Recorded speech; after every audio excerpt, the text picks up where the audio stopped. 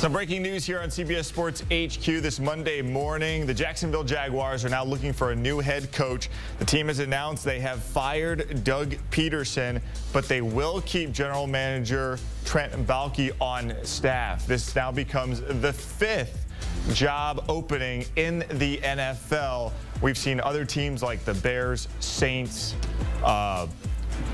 Patriots, along with the Jets, fire their coaches this year already. But here is what Pederson's tenure with the Jags looked like. 4-13 record this season, his career worst. 22-29 in 3 seasons there with Jacksonville, and then of course just 1-1 in the postseason. Let's go ahead and bring in our lead NFL insider, Jonathan Jones, now to talk about this. JJ, what was the determining factor here for the Jaguars in letting Pederson go? Yeah, Mike, I had been told in the last couple of weeks there was very little doubt within the Jacksonville Jaguars organization that Doug Pederson would not be retained as head coach of the Jaguars. This is something that ultimately didn't work out. You know, the coaching staff changes that he attempted to make last offseason, firing so much of the defensive staff while keeping the offense more or less intact, did not turn out the way that the Jaguars had hoped, obviously. A difficult season, especially when Trevor Lawrence goes down this year, but this was a move that was widely anticipated across the league and within the building for Doug Pederson, a Super Bowl winning head coach. Shad Khan staying quiet, sort of not listening to any sort of inquiries from the outside about either one of these positions should and when they become available.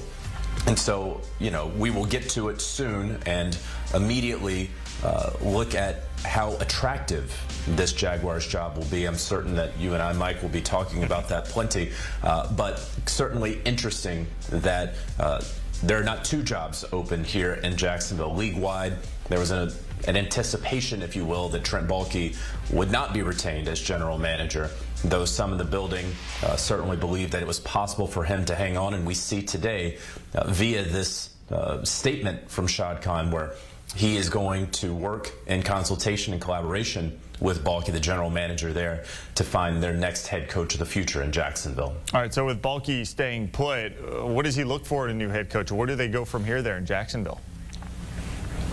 So this is an attractive job for a number of reasons when you consider that they're in the AFC South, a division that many consider to be winnable, that they have a quarterback under contract in Trevor Lawrence. They appear to have a number of very good young players under contract. Certainly Brian Thomas Jr., who has been in the conversation, the top 5 in voting for Offensive Rookie of the Year. And you'll get, hopefully, a healthy Christian Kirk, depending on how free agency goes there for the Jaguars. You can continue with great new facilities that are there for the Jags. You can continue with attracting free agents because you're in Florida, so there's no state income tax. So that is going to be helpful for the Jacksonville Jaguars. It'll be interesting to see how they can attract a certain head coach in working with general manager Trent Baalke, someone who is well liked within that building. Folks that I talked to have only said great things, frankly, about Baalke, who work with him on a day-to-day basis that I have heard there in Jacksonville. But, you know, there are sometimes some thoughts and reputations from the outside that maybe this isn't going to be the best general manager that you could be working with there. So it'll be interesting, Mike, to see what sort of candidates ultimately wind up getting interview requests from the Jaguars, who ultimately takes those interviews, and of course where they ultimately land on getting their head coach of the future.